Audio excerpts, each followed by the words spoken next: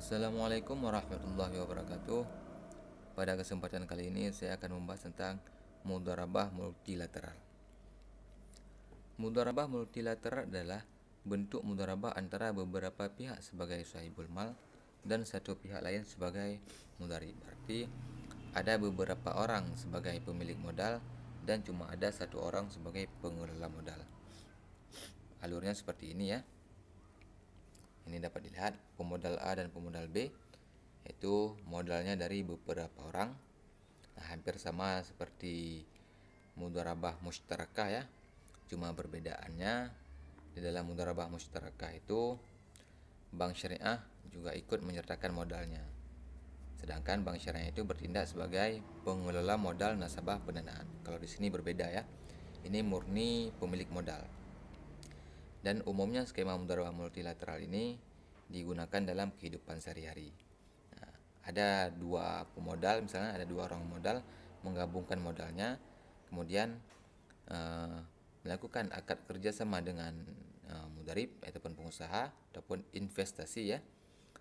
Nah, di sini modalnya untuk menjalankan suatu kegiatan usaha, dan apabila keuntungan dibagi secara dua terlebih dahulu antara mudharib dan sahibul mal. Kemudian untuk persentase sahibul mal baru dibagi antara pemodal A dan pemodal B. Dan juga apabila sudah jatuh masa temponya, mudharib di sini harus mengembalikan 100% modal kepada sahibul mal. Untuk contohnya ini ya, karena kalau nggak ada contoh agak susah kita pahami ya. Nah, ini SM ini maksudnya sahibul mal 1 dan sahibul mal 2. Berarti ada dua pemodal di sini ya.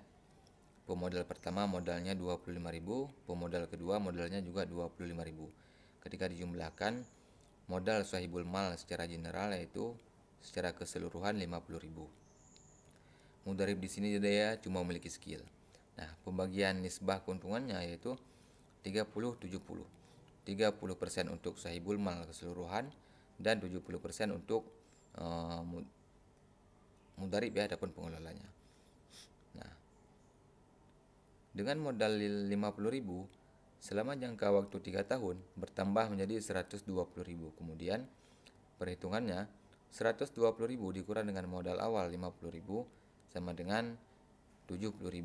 Berarti 30% keuntungan ataupun 30% dari 70.000 menjadi haknya ataupun miliknya pemodal secara keseluruhan, yaitu sebesar 21.000.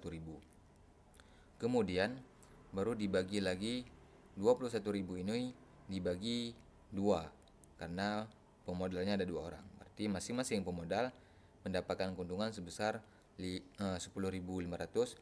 dan 10.500 juga ya, masing-masing pemodalnya keuntungannya sebesar 10.500. Nah, sedangkan keuntungan untuk mudharib yaitu 70%. 70% dari 70.000 yaitu sebesar 49.000. Lantas apabila mengalami kerugian, skemanya seperti apa? Nah, skemanya seperti ini ya. Pembagian kerugian dalam mudharabah multilateral. Nah, langsung ke sini ya, karena di sini tetap sama.